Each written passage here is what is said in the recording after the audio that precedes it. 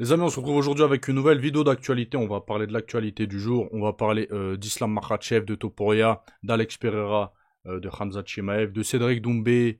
Bref, on va faire un petit peu le tour des réseaux sociaux, les amis. Avant de commencer la vidéo, les gars, je tiens à vous préciser que j'ai fait une deuxième chaîne pour ceux qui ne sont pas au courant. Voilà, tout ce que je vais pas faire sur la chaîne principale, sur cette chaîne-là, je la ferai sur la seconde chaîne.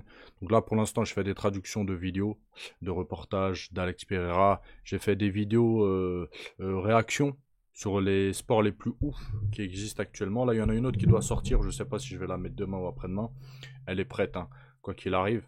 En 3 jours, je crois, j'ai pris un petit peu moins de 700 abonnés, donc c'est un truc de ouf. En 3 jours, j'ai jamais vu ça de ma life. Donc merci beaucoup à tous ceux qui ont rejoint la chaîne. Ceux qui ne l'ont pas rejoint, si vous voulez rejoindre, je vous mets le lien en description. Et voilà. Bref, on commence tout de suite, les amis, avec cette vidéo-là d'Alex Pereira qui surprend un passant en lui donnant une liasse de billets. Je crois que c'est des billets de 100 euros, 100 dollars. Excusez-moi, je sais pas. Je crois que c'est marqué 100 dessus. Donc le mec, il est choqué. Hein, il voit Alex Pereira, il sort son téléphone, etc. Pour prendre une petite photo, etc. Il se retrouve avec une liasse. J'aimerais savoir il y a combien dedans, mais on sent un petit peu qu'Alex Pereira, j'ai l'impression, il tourne un petit peu à la Conor McGregor. Ça y est, les soirées mondaines, les concerts, vous allez voir que Daniel Cormier, justement, il revient sur ça. Il commence à distribuer son argent dans la rue, etc. Ça y est, le mec, ça y est, vous voyez ce que je veux dire? Peut-être, peut-être que je me trompe, personne ne connaît l'avenir, etc. Mais il donne l'impression que potentiellement ça peut être le début de la fin.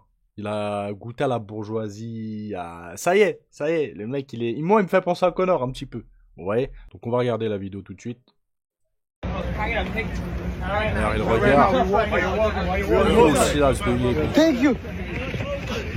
Il est choqué. Pourquoi tu vas dans ta l'expérience? Ah non, c'est des billets de 10. Ouais.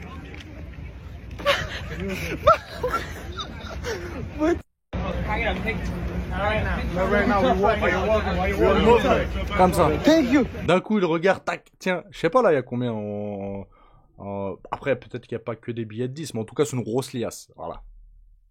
Donc, comme je l'ai dit, moi, il me fait penser un petit peu à Conor McGregor. Maintenant, les amis, on va parler d'Ilia Topuria. Donc, c'est confirmé par Dana White. Topuria laissera sa ceinture vacante et s'attaquera à la division du dessus, celle d'Islam Makhachev, dont le champion Islam Makhachev, etc. Le but est clair, décrocher une deuxième ceinture à l'UFC. Donc, selon Ariel Helwani, l'UFC va organiser un combat entre Islam Makhachev et Ilia Topuria cette année. Le combat pourra avoir lieu en juin à l'International Fight Week. Bon, je vais pas faire le mec qui pèse, le mec placé, etc. Mais moi, il y a quelques jours, on m'a envoyé sur Instagram un message en me disant que l'info, elle était sûre. Après, du moment que le combat n'a pas lieu, les infos ne sont jamais sûres. Jusqu'au jour où le contrat il est signé, etc., c'est jamais sûr. En tout cas, j'ai reçu un message de quelqu'un de haut placé qui connaît des combattants UFC. Les plus connus, quoi, etc. Je vous dirai pas c'est qui, parce qu'il veut pas que je dise c'est qui. Mais voilà, il y a quelques jours déjà, moi, il m'a annoncé le bail. Regardez, je vous mets un petit screenshot. Bon, je supprime sa photo et son nom. Voilà. Mais voilà, il semblerait, les gars, que oui, selon ses dires à lui, et les infos qu'il ait, ce sont en juin. Donc peut-être que c'est déjà acté, etc. Mais ils n'ont pas lâché encore l'info. Voilà. En tout cas, comme je l'ai dit, c'est quelqu'un qui est placé, qui a des connaissances, etc. Donc voilà. On verra en tout cas si ça se fait. Il y en a beaucoup qui disaient Islam Makhachev, il a peur, etc. Moi, je pense pas qu'Islam Makhachev ait peur de Topuria. Il est prêt à aller chez les 84 kilos, taper le champion Duplessis, mais il aurait pas peur. Il aurait même pas peur d'affronter Alex Pereira, mais il aurait peur d'affronter Topuria. Oui, Topuria, c'est un bon boxeur, il est complet, il est très fort, c'est un gros champion. C'est l'un des meilleurs champions à l'UFC actuellement. Et je pense que non, Islam Makhachev n'a pas peur de lui. Voilà. En tout cas, je pense que ça va faire une très très belle confrontation. Et si le combat se fait, je pense que vous allez être ravis. Maintenant, les amis, il y a Daniel Cormier qui s'inquiète pour la préparation d'Alex Pereira avant l'UFC. On l'a vu il y a quelques jours à des concerts de rappeurs, de je sais pas quoi, en train de faire la fête, etc. Alors qu'en face, ça s'entraîne dur. D'accord? Donc il a dit quoi la semaine dernière encore? Pereira était en Australie, serrait la main de Drake alors qu'il montait sur scène pour son concert, etc. Il doit rentrer chez lui et se recentrer, car il s'apprête à livrer le combat le plus difficile de son règne de champion. Moi, je suis d'accord avec lui. Donc Cormier dit ça, c'est le combat le plus difficile de son règne, c'est pas anodin. Et moi, je le pense aussi. Et voilà, tout à l'heure, je vous parlais d'embourgeoisement, ben voilà. Alex Pereira, au lieu de s'entraîner, eh ben, il fait la fête, il distribue ses thunes, il va en Corée, il va en Australie, il va machin, nanana. Même Amin Ayoub est revenu sur ça, il a dit quoi? L'embourgeoisement des champions. Une fois que t'as fini le jeu, je pense que c'est compliqué de trouver ce qui t'anime à part l'argent. Mais même l'argent, en fait. Là, Alex Pereira, il a, je pense, tellement d'argent que même l'argent, ça le motive même plus, en fait. Là, son truc, c'est de kiffer sa life, en fait. Bref, maintenant, on va parler de Khabib, de Khamzat Chimaev et d'Islam Makhachev. Bon, selon Bonical, les meilleurs lutteurs à l'UFC dans l'histoire, je pense, parce que Khabib, il est plus en compétition. Première place, c'est Khabib. Deuxième place, c'est Khamzat Chimaev. Troisième place, c'est Islam Makhachev. Oui, j'ai du mal. Et je pense que le classement est... Je suis d'accord avec le classement. Pour moi, hein, il y en a, ils me disent non, etc. Parce qu'ils n'ont pas connu l'époque Khabib. L'époque Khabib, ça fait combien de temps qu'il combat plus Khabib? Ça fait quelques années. Et il y en a, ils connaissent que Khamzat. Ils viennent de se mettre au MMA il y a 2-3 ans. Ils n'ont pas connu l'époque Khabib. Mais très clairement, les gars, en comparaison, je pense que Khabib est meilleur que Khamzat Chimaev. Sur tous les points. Sur tous les points. Khabib, meilleur combattant au monde. Voilà. Avec John Jones. Voilà. C'est les deux vraiment... qui se sont vraiment démarqués. Khabib, c'était un rouleau compresseur. Un rouleau compresseur cardio énorme. En striking, ils disent ouais, il avait pas de striking, etc.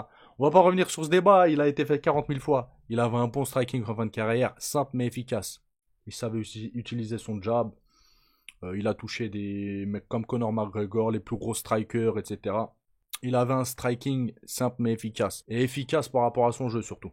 Bref, meilleur combattant au monde. Une fois qu'il t'avait entre ses mains, c'était compliqué. Voilà. Après, Khamzat, t'as une très très bonne lutte, mais à côté de ça, bah voilà. Il sait boxer quand même, on peut pas dire qu'il sait pas boxer. Il a pas mal de KO, mais pas de cardio, pas de conditions physiques. Je pense que le classement est bon. Maintenant, il y a Ranière Le Breton qui conseille la jeune génération française du MMA. Donc il y a Ranière Le Breton qui a été interviewé sur la chaîne de Paul Dena. Je l'ai même pas vu la vidéo. Donc il a dit quoi à Paul Dena? Il a dit tout le monde pensait que tu allais perdre contre Alan Landouzi, mais tu es allé à contre-courant et ça fait partie du jeu. Après, Ranière Le Breton parle des réseaux sociaux et des haters, etc. Et il a dit quoi? Tu l'es, comment vous dire ça, poliment. Tu l'es ENCULES les gens. La vérité, c'est que tu ne peux pas plaire à tout le monde. C'est ça la réussite. En gros, pour tous les haters qui critiquent, etc. Voilà. C'est le message qu'il laisse à Paul Dena. Après, ils ont évoqué un combat qu'il pourrait faire, Ranière Le Breton. Et il a dit quoi? Non, j'ai 35 piges, je suis sous staphylocoque depuis 2 ans. On dirait un lépreux. Donc c'est clair, hein, il veut pas combattre. 35 piges, je pensais qu'il était plus vieux, wesh. Wesh, on a le même âge presque. Ah, je pensais que c'était un vieux daron, 40 piges. 40 piges, 43 piges, pas du tout. Maintenant, les amis, on va parler de Paddy Pimblett qui va affronter Chandler. Bon, je suis un peu choqué, hein, parce que pour moi, Chandler est bien meilleur que Paddy Pimblett. Donc, je comprends pas ce fight-là, du moins pour l'instant. Ce qui est sûr, j'espère que Pimblett, il va se faire monter en l'air. Voilà. Ce petit Sisra là, j'espère qu'il va se faire... Avant, je l'aimais bien quand il a fait ses débuts et tout. Je le suis depuis très longtemps. En fait, depuis le début de sa carrière, je le suis. Hop. Ouais, depuis assez longtemps, je le suis. Il me faisait gaulerie avec sa coupe et tout, machin, nana. Les frères, il a fait des sorties là, c'est un gros Sisra. J'espère que Chandler, il va l'éteindre au round 1, il va le refaire descendre bien vite. Voilà. Et maintenant, les amis, on va parler de Cédric Doumbé. Bon, on n'entend plus trop parler de lui ces temps-ci. Bah, je pense qu'il prépare son retour tranquillement, etc. Donc, il y a Michael Venom Page qui a été interviewé par Dyson concernant Cédric Doumbé. Et il a dit ça. Je lui souhaite le meilleur pour sa carrière au PFL. C'est un combattant que j'aime regarder. Il était déjà excellent avant même de débuter en MMA. Avec un style unique et un grand sens du spectacle. Je pense que ce petit message, ça a dû faire plaisir à Cédric Doumbé. Quand j'y pense, c'est dommage que Cédric Doumbé ne soit pas là à l'UFC. Hein. C'est dommage, hein, les gars. Parce qu'on peut dire, ouais, machin, nana. Michael Venom Page, il est plus vieux que Cédric Doumbé. Je crois qu'il a 37-38 ans. Et c'est un striker pur. Ok?